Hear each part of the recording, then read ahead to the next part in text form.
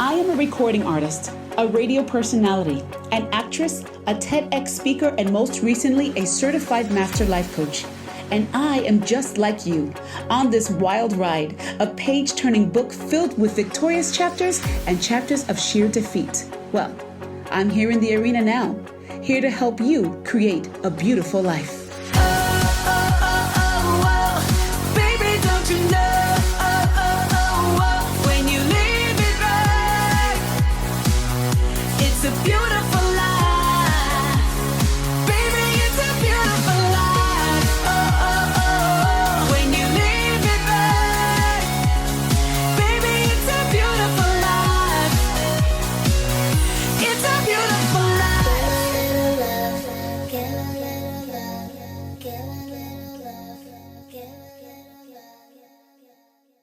Hola, mi gente. This is your favorite chica, Judy Torres. Thank you so much for joining me on my podcast, Beautiful Life with Judy Torres. If this is your first time checking it out, thank you so much. I welcome you with an open heart and open arms. I have done this podcast because I noticed that throughout my history and my career, I receive a lot of fan mail from fans asking me more for advice than anything else. And so I just thought, hey, you know what?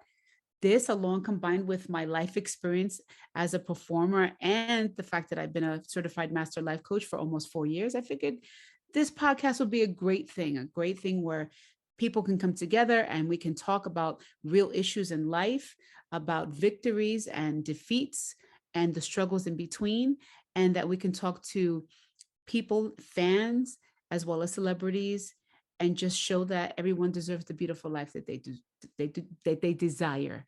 And so thank you so much for tuning in. Juju beads.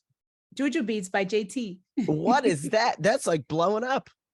Juju Beads by JT. I actually was thinking about this one day. I was like, you know what? Everyone has merchandise. Everyone's selling t-shirts and hats. And I love a t-shirt. I love myself a hat, but I always try to be a little different. And so I thought, wouldn't it be cool? You know, I love crystals. I love gemstones and things like that. That's the thing that I do. So I thought, you know, I love, like, for example, I love rose quartz, and rose quartz signifies self-love. You know, you give it to someone that you care about, you give it to someone who you wish would love themselves more. So I thought, wow, what if I had bracelets with semi-precious stones that have symbolism to them, and then they'll have a bar on the top, and the bar on the top will have, like, what if it had like no reason to cry or come into my arms? Or if it had a popular saying that I use on KTU, like hola mi gente or favorite chica, or things that I use in life coaching, like choose you.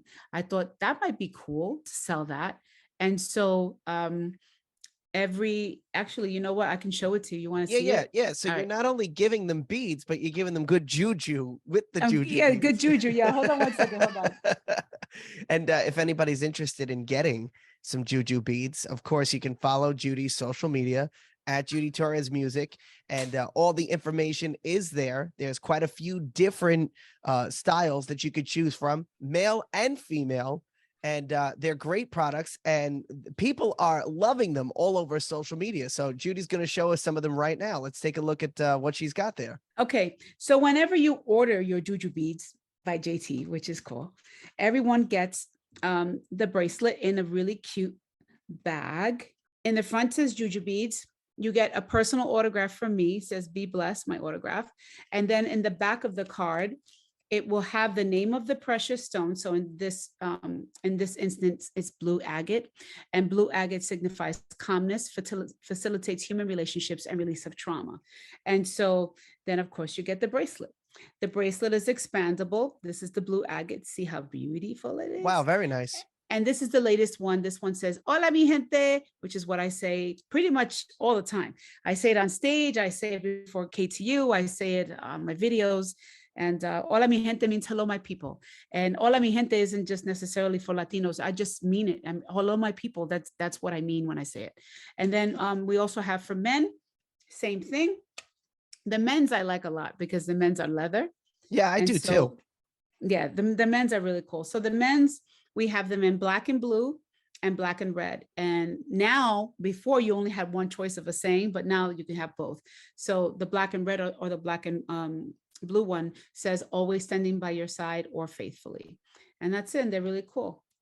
I like them a lot. They open really easily. They close really easily. People are loving them and they're doing very well. So I'm And very, where very else can they excited. get them aside from Judy Torres Music? They can get them at the Judy Torres, THE Judy Torres, JUDYTORRES.myshopify.com. So thejudytorres.myshopify.com. And I do my best to also sell them at shows as well. So that's it. And t-shirts are coming soon because I might as well do that. But I'm really excited. Actually, the next step is to excuse me, I'm speaking with a manufacturer right now who makes candles, and the same idea. When you burn the candle, there'll be a semi-precious stone inside.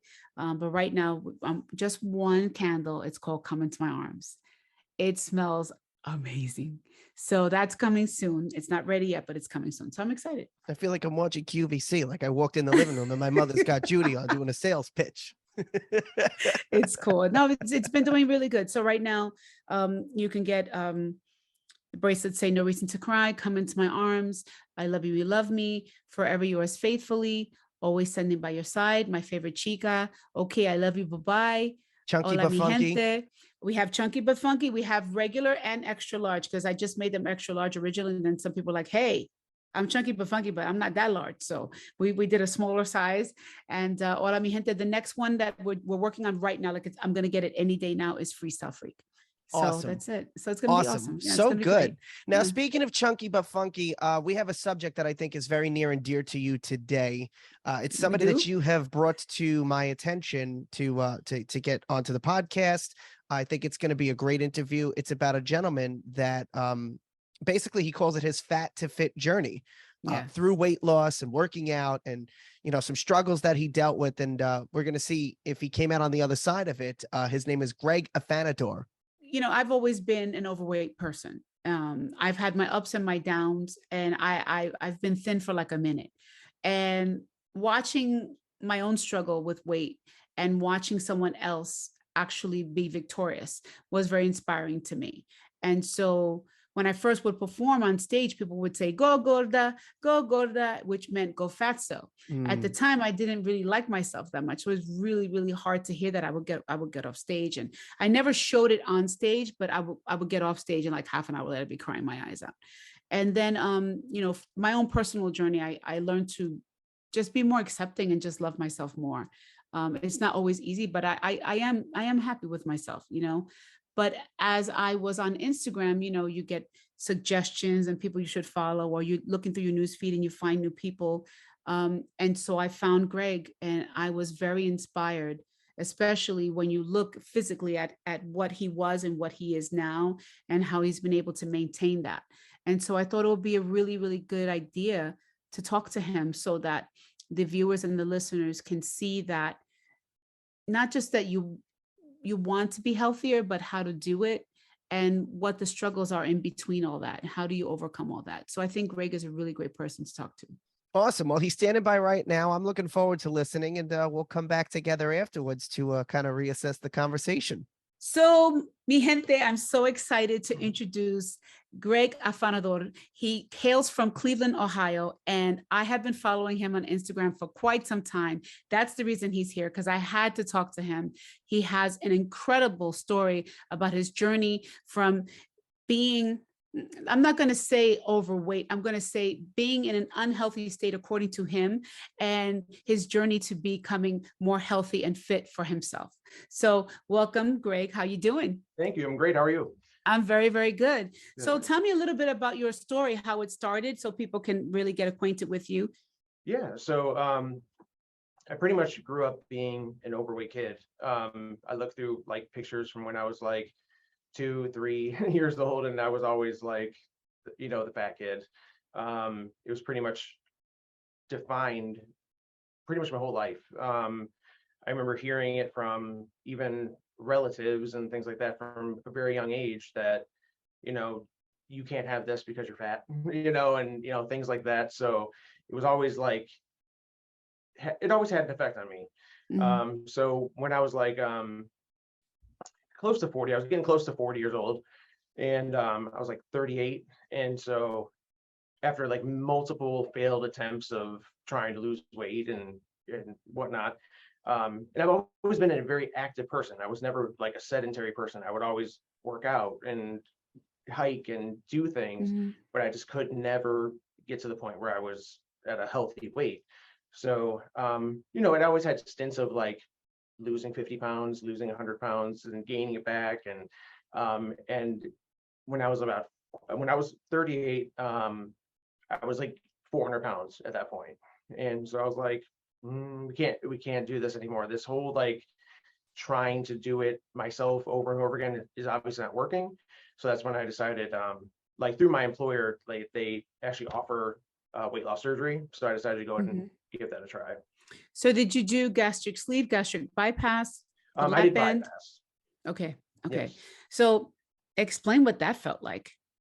Uh, I try to explain it to people, and it's for me, it was not bad or difficult.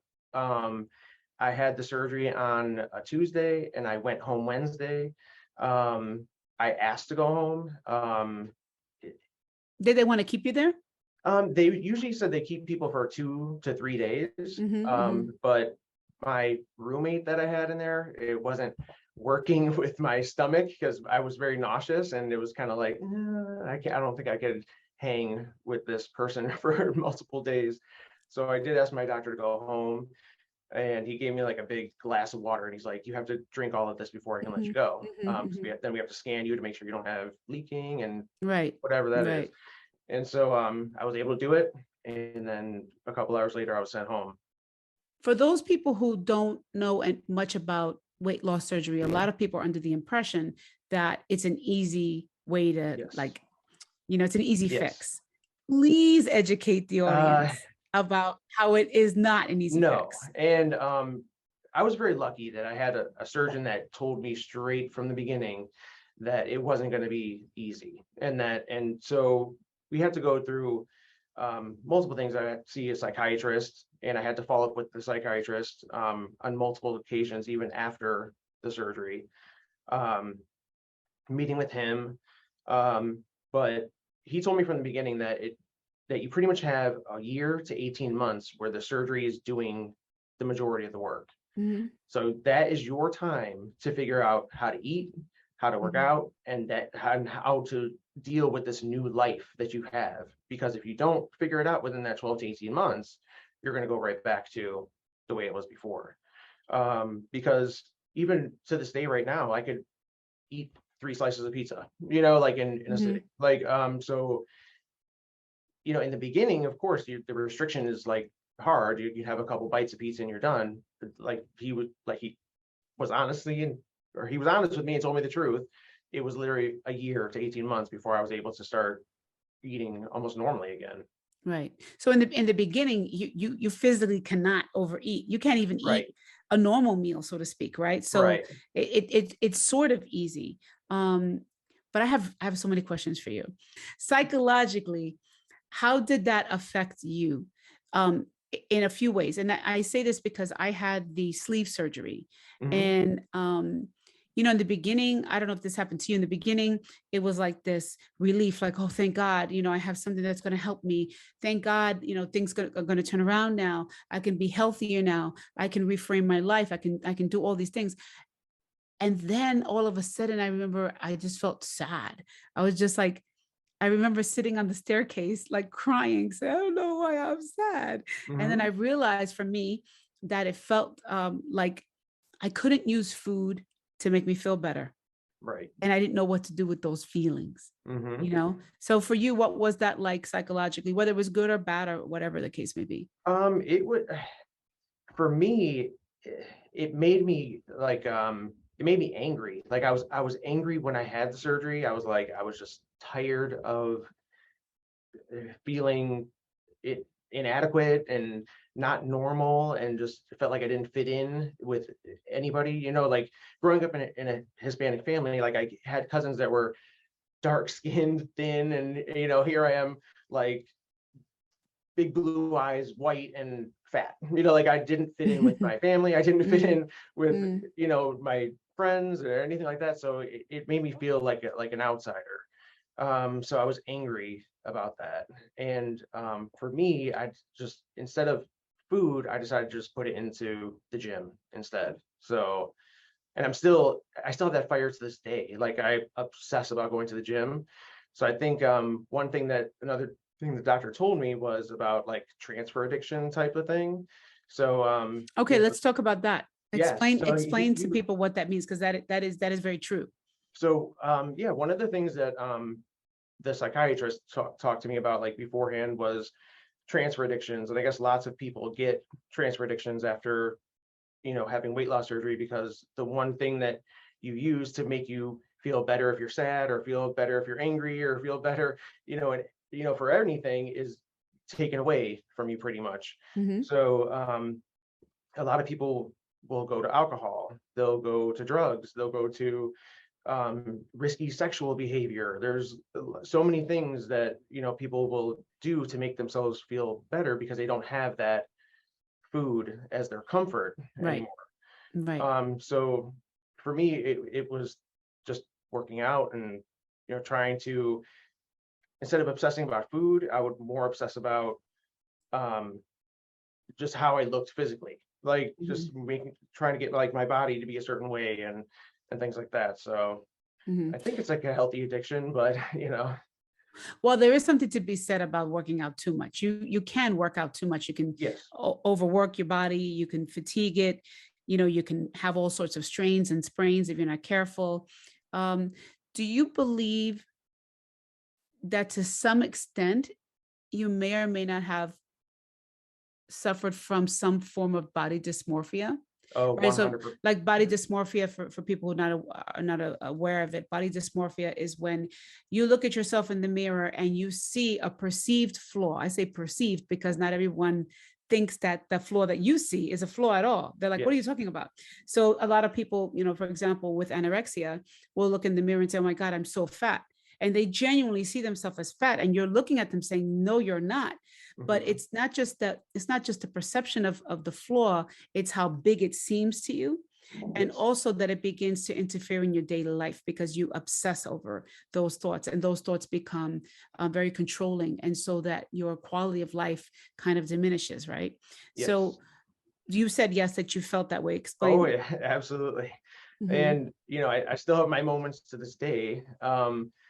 But it has gotten better. It's been, it was 2017 when I had the surgery, and I took my time losing the weight. Like the doctor, he was very good, and he said that there's a lot of people who like want to lose it quickly, and they try their best to lose it as quickly as possible. And he told me to try to restrict it as much as possible. Try to, eat an extra meal during the day. He's like, weigh yourself daily. That way, you're not losing 3-4 pounds a day. You want to do that, 2-3 pounds a week thing. Just make it as Yeah, 3 or healthy 4 as pounds a possible. day. That's crazy. Yeah, I remember the first Wow. month I lost like probably 35 pounds, 40 pounds, and it was like crazy. Right. But But and you so said you were like close to I 400, was you said? 400. Yeah, I Yeah. was 400 pounds. So that makes sense. That I think the more you weigh, the faster you lose in the beginning, right? The more you Yes, lose in the beginning. Okay. absolutely. But yeah, so when I first lost the weight, um, I didn't really have too much of like the skin issues. Definitely had a little bit, and I did have plastic surgery to have a lot of it corrected. But in the beginning, you lose all this weight and everything. To You look at yourself in the mirror, and it's a weird feeling, because I never, and I feel bad saying this to anybody who has anorexia or body dysmorphia in any type of way, but you never believe it's true until you Mhm. actually feel it yourself. Mhm. Like I was kind of like, there's no way people look at themselves in the mirror and think that they're fat. They're like skinny, they look great. But Mhm. Mhm. when you see yourself in the mirror, you don't see yourself as how you are. You do see yourself as your old Right. person. Yeah, I Like it's, wanted to say that you still see yourself as the old you, no matter what you do. It takes yeah. a long time to accept that.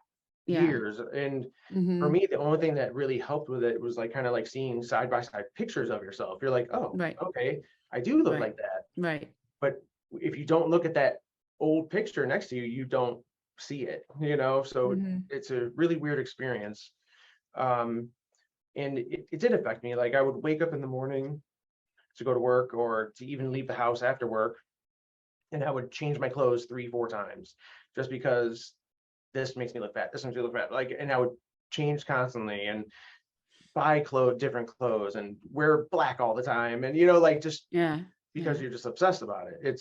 It was definitely a crazy experience. Much better now, but it took a while. Yeah, I remember when I had the surgery, I was about 275, and I had gone from like a size 20, 22 down to 12, 14, but I didn't know.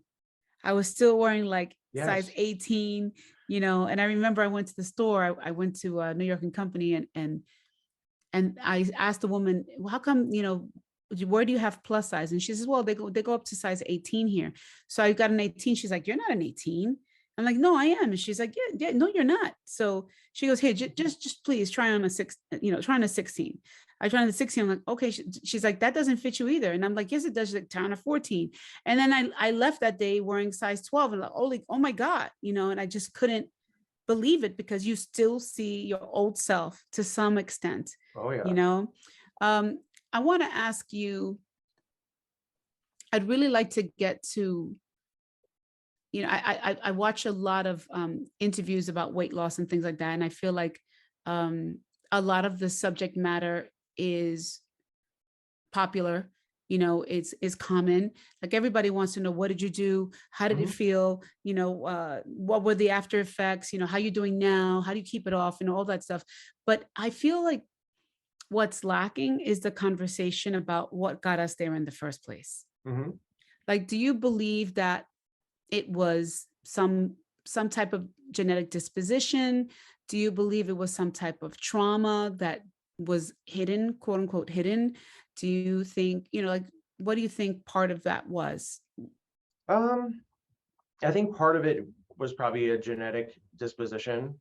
I think it might have been having parents that weren't exactly like, I had young parents. They were 19 and 20 when they had me.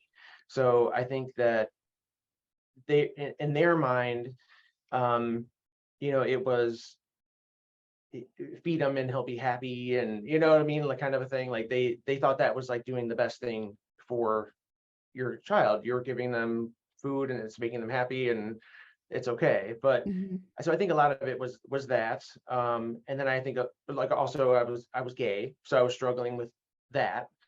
So as you're growing up, you start like using food to kind of like mask that and make yourself feel better with that as well. Can I ask, because we of course we definitely may have we definitely have people from the LGBTQ community watching this. So when did you first realize that you were gay, or know that you were gay, and what was the fear? So when you're young, you don't kind of understand what it is. But if I could go back in time and understand when I was different, when I knew I was different and not like the other boys and not like the girls, I was probably 5. Wow. Okay. So I was young, but has nothing to do with like sex. Like I didn't even know. Oh no, I know, but it's that feeling that you know that that something's different about you. Yes. And you're not quite sure like how to put it. So do you think that in any way, shape, or form that you use food to kind of hide it or distract yourself from those thoughts? Yes. Like, what do you think happened there? Yeah, it's like so my family was always like pretty like accepting. Like they were like my grandfather has a sister that was a lesbian, and so it was kind of like he loved his sister. They were like best friends for each other, and it was kind of like, so we always grew up like where you didn't have to be like ashamed or hide it. So with the family aspect, it's okay, but in school and in life, it's not. So I think that it was kind of like it just made you feel better when you like have to go through your day in school. It was kind of like a sense of relief, I guess, to overeat. It made you feel better. But and so now, how do you feel about all that stuff? How do I feel about all of it You know, now? I mean, obviously you're at peace with it because you're able to say I'm gay, you know, Mhm. but like, let's say there's someone watching now who's younger, who's struggling with that. You know, what kind of advice could you give them to help them get through it? Because obviously there's something inside of you, especially you said socially, like going to school, like if the kids know, are they going to be my friend? Are they going to make fun of me? Are they going to do anything wrong to me? You Mhm. know, what advice can you give someone who may be going through that now? Um, the best thing I can say is to, um, I think in school it's almost impossible for to police other people and other kids, and their parents raise, every parent raises their kids in different ways.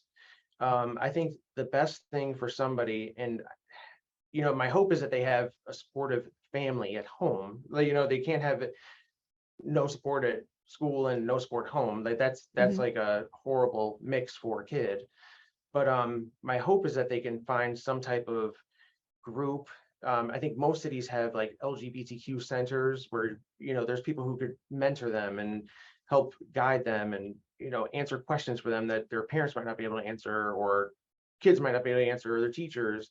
I think that there's definitely like mentorship programs that I think a lot of kids need, and I did wish I would have had something like that growing up. That was going to be my next question. Did you have that growing up? And Um, if you didn't, so how did you handle that?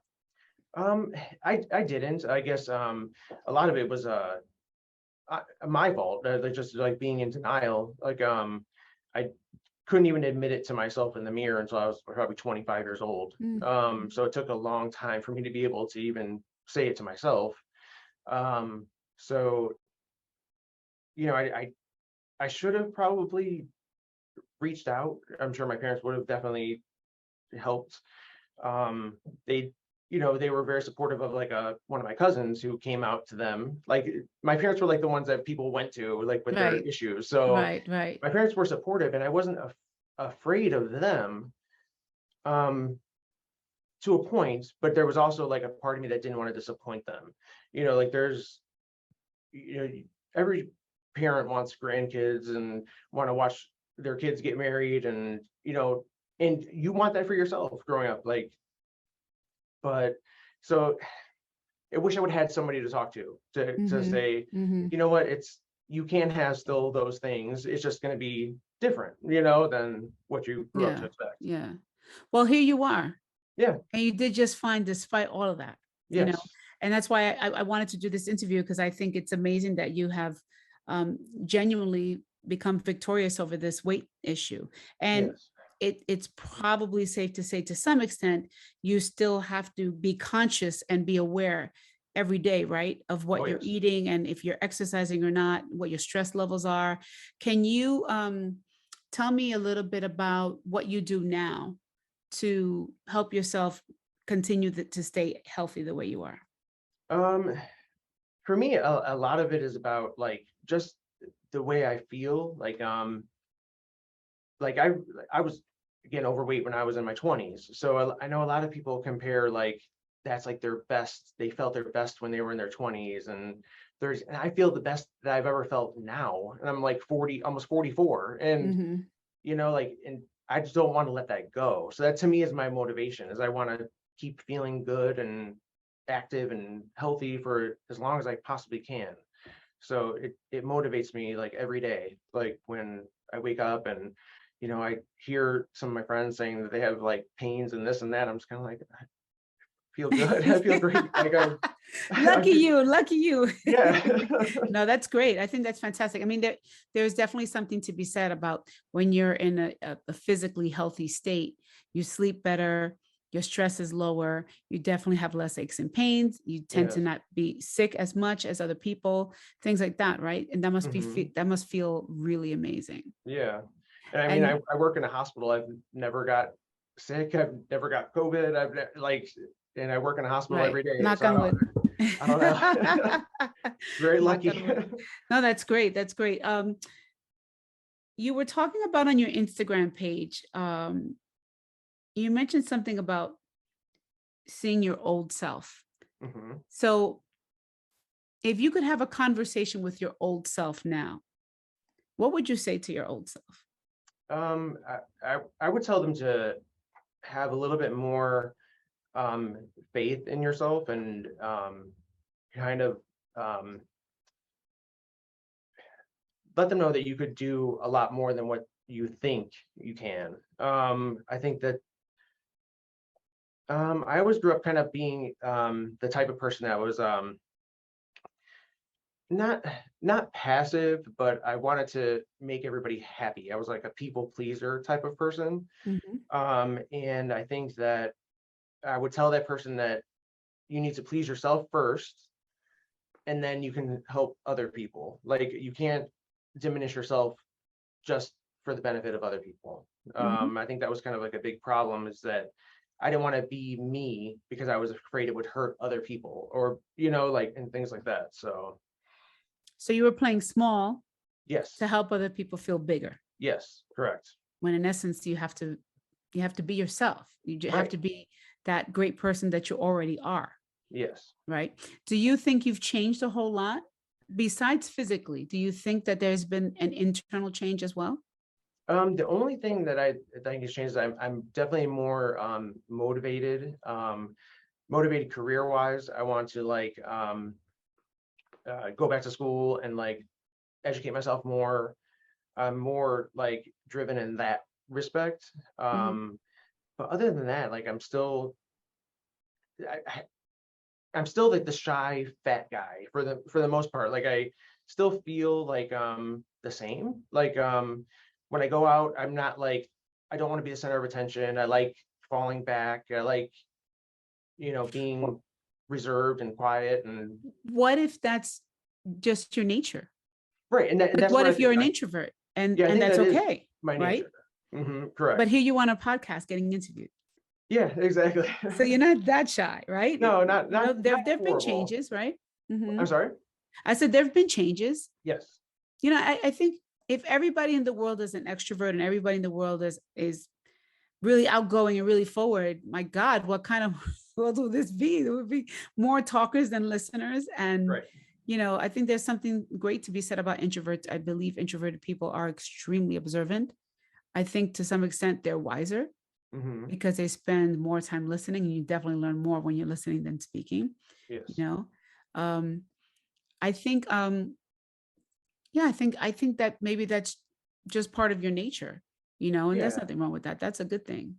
I think there's when you're overweight, you always have these things you say in your head, one day, I'll take pictures with my family, and one day at a wedding, I'll actually get up and dance, and one day I'll do this, but at the time you don't, but now I would. So it's kind of like that. Those things have definitely changed. I'm not embarrassed to be out in front of anybody. Right. I don't want to be the center of attention, but I'm not afraid if I go out there and do it, Now, do you think, on that note, right? Do you think that your old self could have definitely gotten up and danced anyway? I wouldn't have. No. I was always very I didn't want to embarrass myself. I didn't want to I always felt like there was so much judgment, just walking into a room. And so why would I add additional judgment, onto myself? I mean, I think, I get it. I get it. When I first started performing, I'm sure you do. I was always, go Golda, they used to chant, go Fatso all the time to me. It was terrifying. And, how I had the courage to do that, despite that, I still don't understand. I think my hunger to be a performer was bigger than my fear or my discomfort of my weight, but I think that I've been watching this reality show that Lizzo has. I think it's on Amazon Prime, where she is auditioning dancers, and she calls the ladies her big girls. Yeah. And I thought, and I still think, I've watched the whole thing yet, but almost the whole thing. I'm actually enamored with the whole idea, not that she's trying to celebrate that even if you're heavy, Yes. Just be active. Like Right. be active, be healthy in that respect, that you can move, that you can get up, that you can dance, that you're not out of breath, things like that, that you have stamina. And I think that I think we need to find like a happy medium, Mhm. because I wish that when I was even like, I'm still a big girl, but when I was heavier, I wish that someone would have said to me, that doesn't matter as much as how you feel. Like in the meantime, you have the wish to get thinner, but from here to here, there's time in between, Right. and you can't snap your fingers and be thin the next day. So Exactly. to some extent, you've got to accept who you are now and try to do your best and be your best and feel your best the way you are now. Celebrate the fact that you're alive. Celebrate the fact that even though you might not like the largeness of it, you still have a body that's working for Right.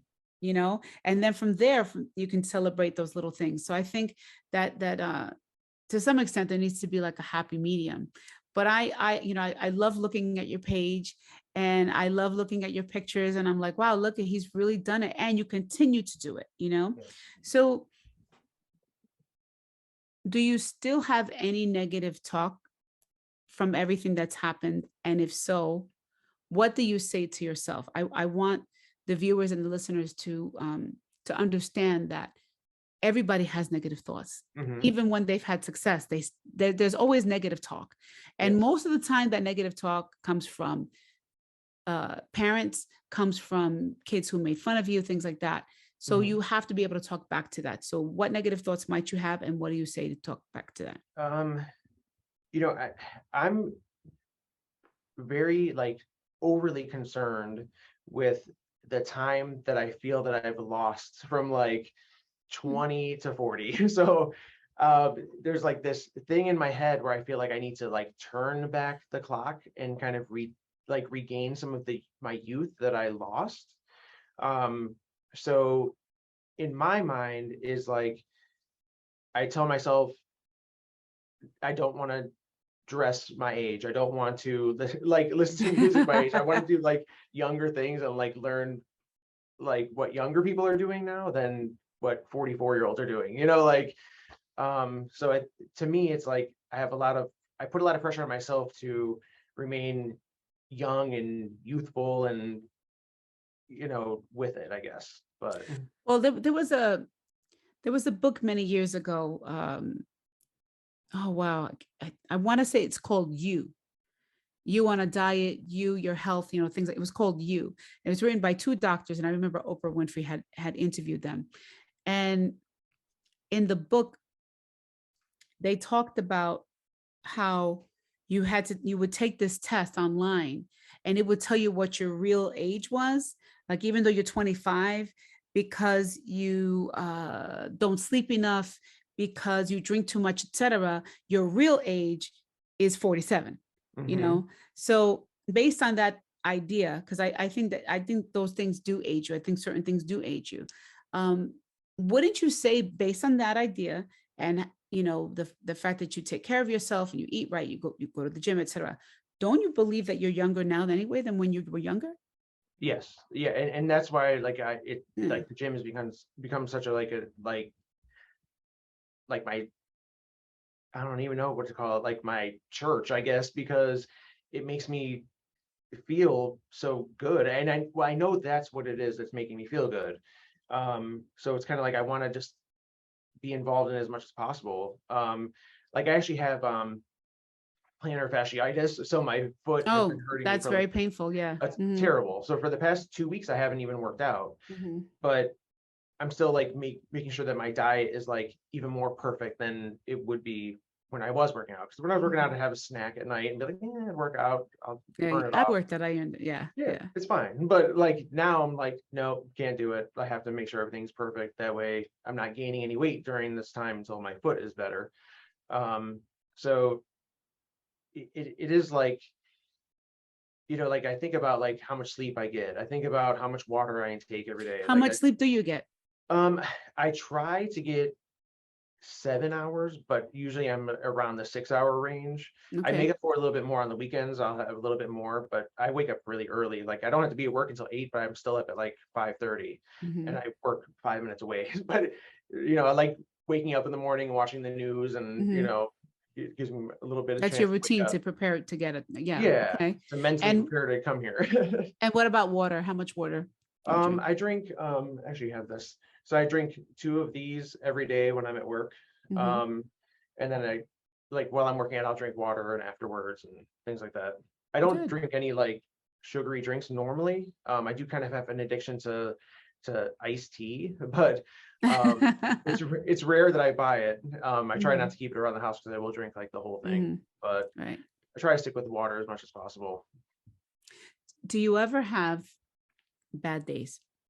Yeah. Oh yeah. Um, What do you do? Bad Like, weeks, bad, mhm. yeah, bad, yeah, definitely for sure.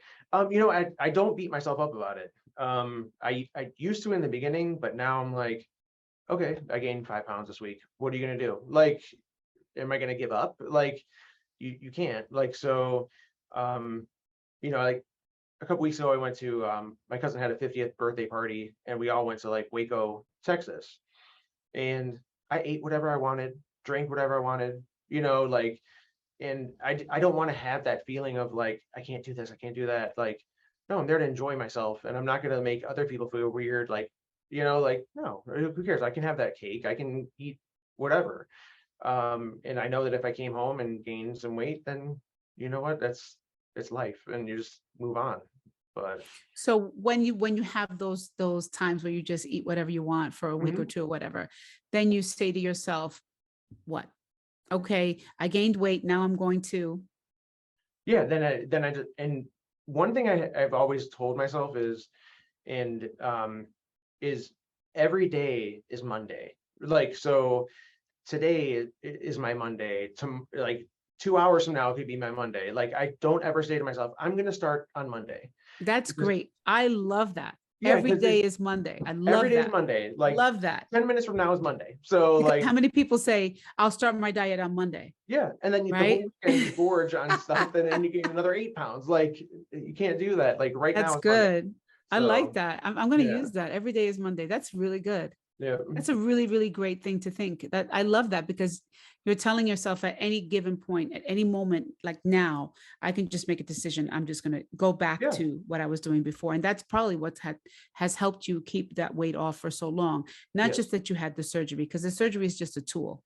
I right, know many people, myself included, who've gained weight back even after weight loss surgery. right. So it's just a tool. It's there to help you, give you like a like a you know when you would take a test and the teacher would say, I'm going to give you 5 minutes head start, go, Right.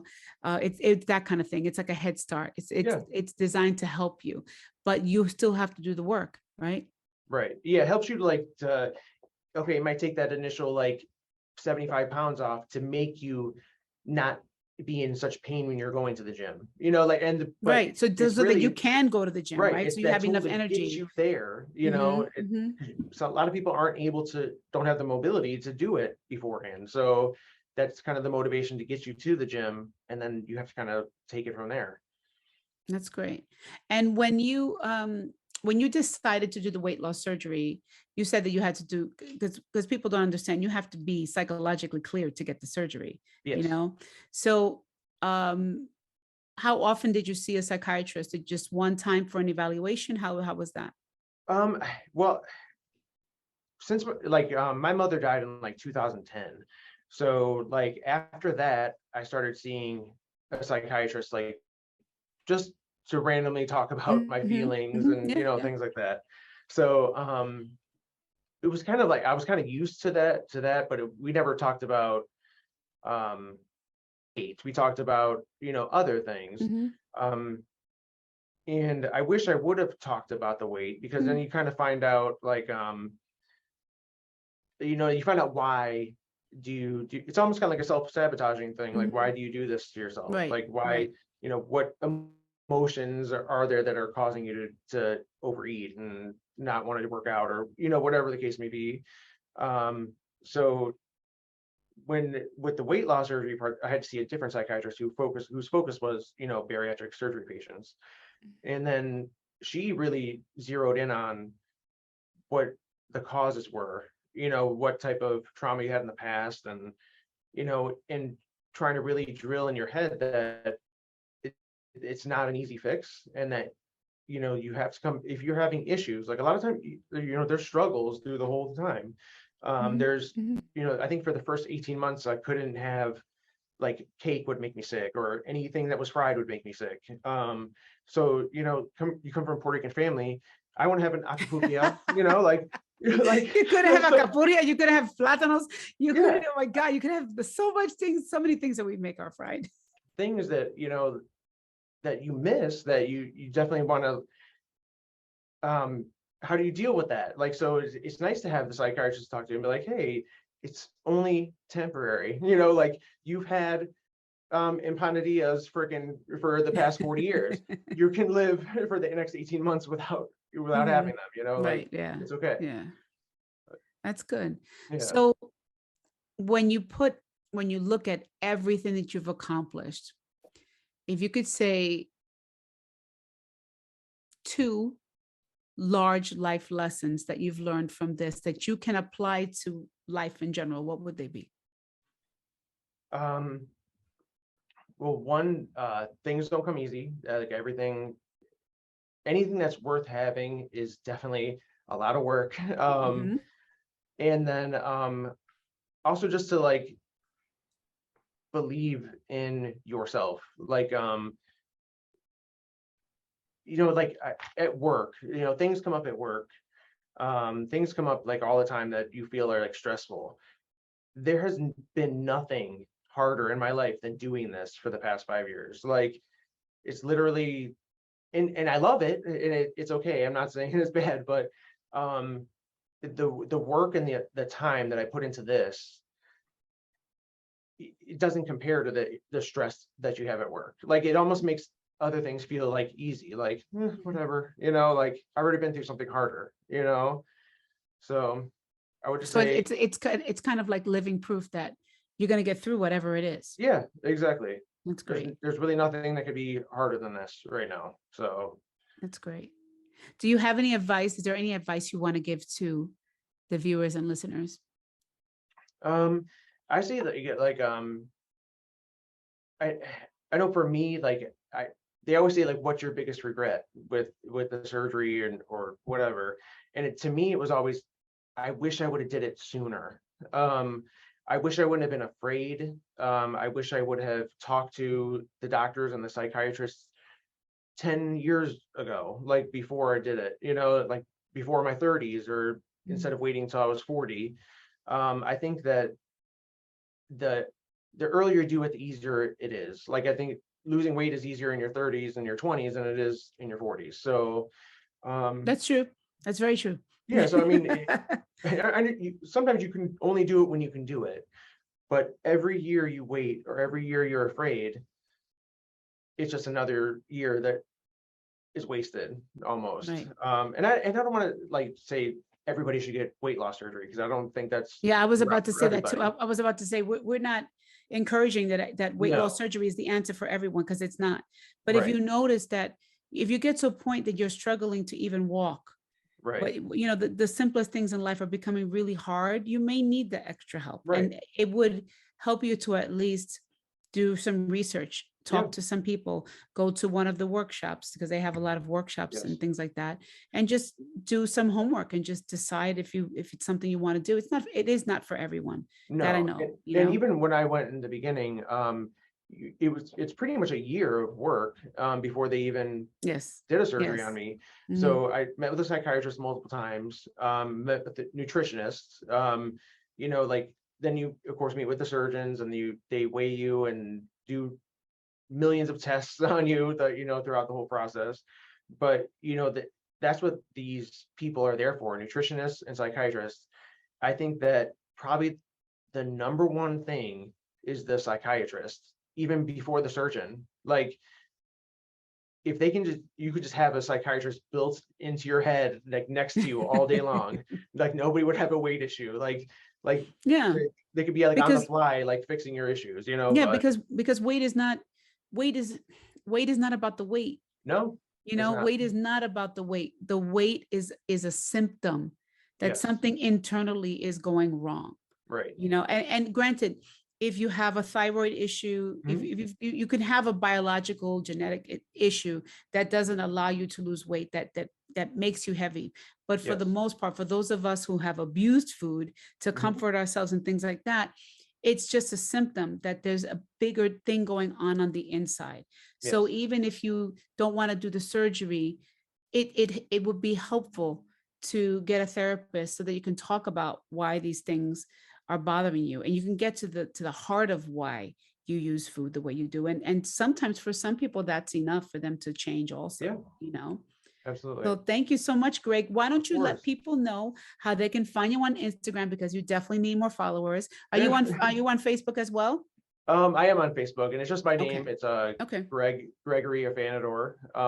Spell it for the The people. best place is the Instagram. So it's Greg's Fat to Fit Journey. So in between every word is a underscore. So yes. Excellent. Well, I think you look amazing. I think you're Thank you. amazing on the inside and the outside.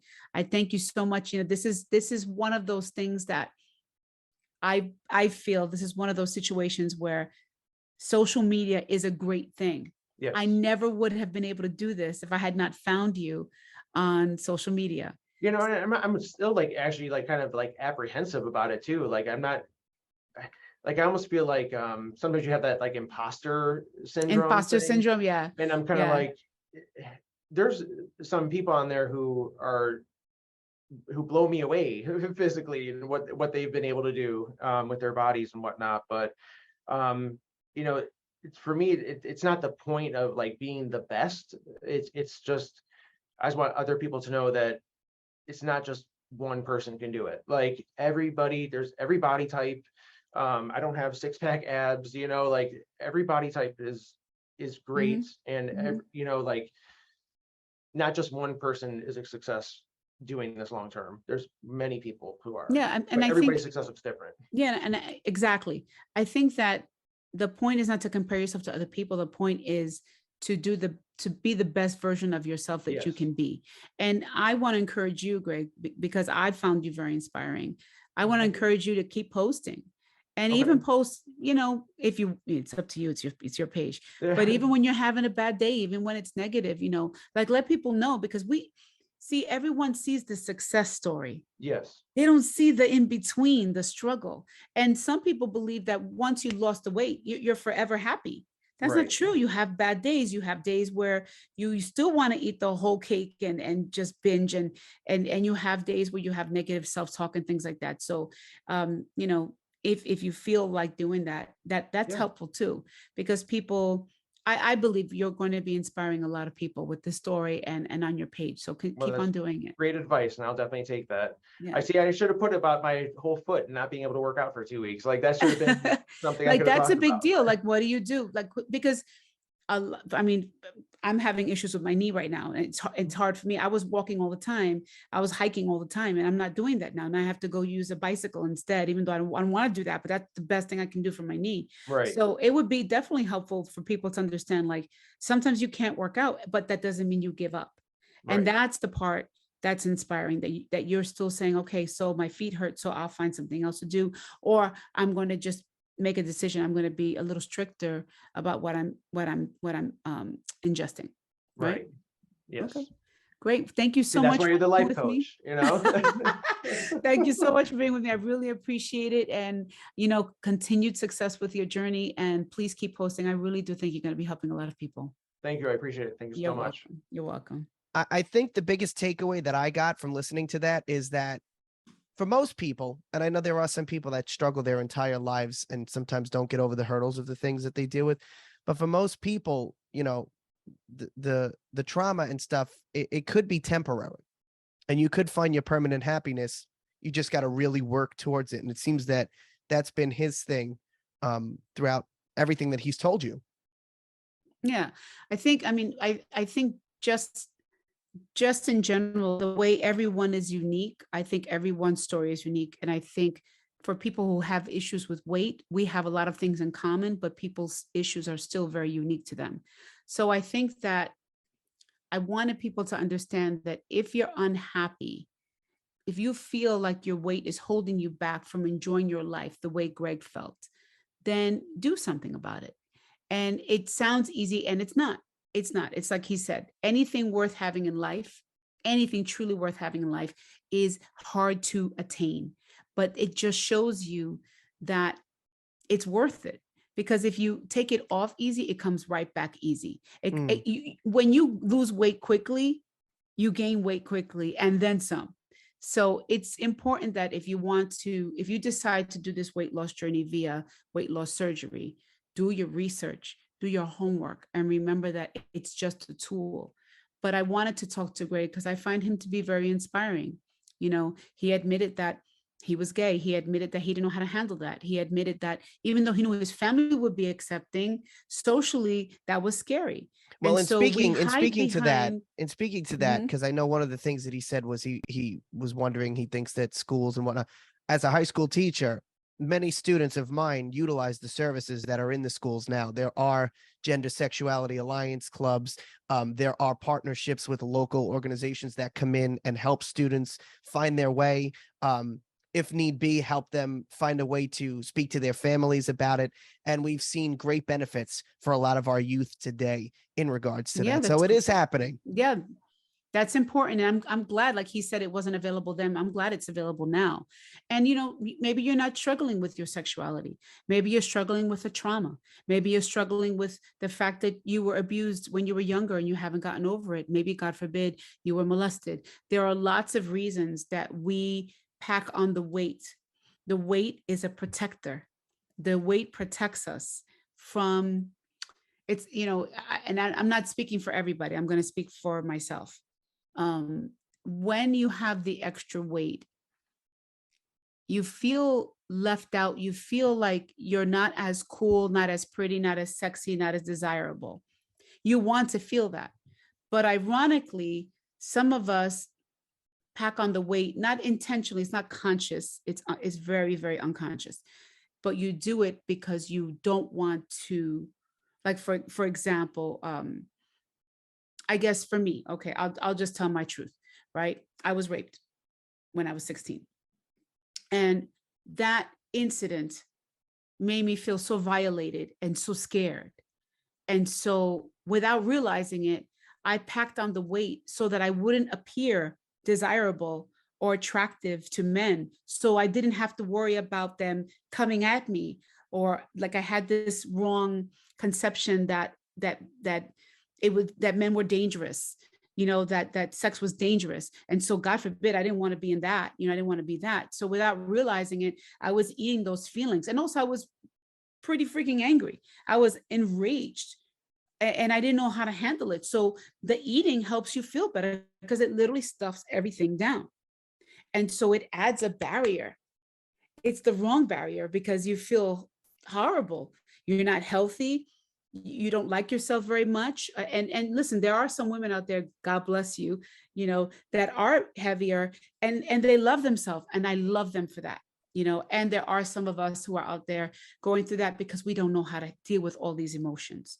So, eating, just like a sex addiction, just like an alcohol addiction, just like a drug addiction, we use those addictions to escape from the pain of the feelings that are coming up. So we use them as a coping mechanism to distract ourselves from feeling what we really need to feel. As human beings, we don't allow ourselves to feel the bad stuff. We don't want to feel the bad stuff. And the truth is, if you just allow yourself to feel bad for a minute, you cry, you get mad. The truth is, eventually the feeling goes away and you're like, oh my God, I didn't crumble. I didn't fall apart. I'm actually going to be okay. Yeah. And on the back end of it, you figure out, okay, now I could set myself on this course because I allowed myself to go through it. Maybe it's telling me something to help me. Right. So I would say to anyone, who's struggling with weight, who wants to do something about it, it benefits you, just like Greg said, to get a therapist. It doesn't even have to be a psychiatrist. It could be a social worker. It could be a life coach. It would benefit you to talk about the things that you're struggling with. And that alone can help heal you. And then the weight becomes secondary because it's really what's going on inside. That's the most important thing. That's what I think, Absolutely. So I'm really glad that we got to talk to Greg and, I'm actually great because I was able to share some stuff with everybody that I didn't share before. But that's how I feel. So, for me personally, I still struggle with weight, and I have different reasons for struggling. Some of it's physical, some of it's hormonal now because I'm 54. And, but at the same time, I've healed a lot, and I'm glad that I did the weight loss surgery. I gained some of it back, but I shudder at the idea of what I might have weighed today if I didn't do the surgery. So I never gained all of it back. I gained some of it back, but I feel fine. I feel like it was just like he felt really Yeah, happy. He you did the found the surgery. balance. I do too. Yeah, I do too. I'm okay with it. Could I be thinner? Yes. Do I want to be thinner? Yes. But I know what to do to make that happen. When you want to lose weight, there's a lot of time. It takes a long time, depending on how much weight you have to lose. The more weight you have to lose, the longer it's going to take. So you can't blink and lose 100 pounds in a day. It's just not going to happen. You can't do it in a week. You can't do it in a month. So what do you tell yourself in the meantime? In the meantime, you be the best version of yourself you can be. In the meantime, you say, okay, I'm not where I am now, but I will be. Every day, I'm a day closer to being where I want to be. And you love yourself in the meantime. You show up and it's like I tell a lot of my life coach clients, show up for life. Get up in the morning, brush your teeth, wash your face, wash your culito, make your bed, show up for life and be like, I'm here. Put on some clothes, do something that makes you feel good, and just celebrate the fact that you're alive and your body works. You might not like the way it looks, but it's working, because some people don't have the body at all. Some people don't have limbs. Some people are disabled. Celebrate who you are now, and then do the work that you want to do to get to where you want to go. So you are a believer in it always gets better. Yeah, I am. Absolutely. I am the eternal optimist. Agreed. I don't say the glass is half full. I say I'm glad I have a glass. That's right. Amen. That's it. And if you want to have a glass or you need to fill your glass, Judy Torres, life coach at gmail.com. Maybe we can help you. Well, Judy can help you. I'll just bring you to her to find that beautiful life. We thank you so much for joining us each and every week. And I think Judy has one more thing that she wants to say. I want you to know there's no reason to cry. Okay. Okay. I love you. Bye-bye. Mwah.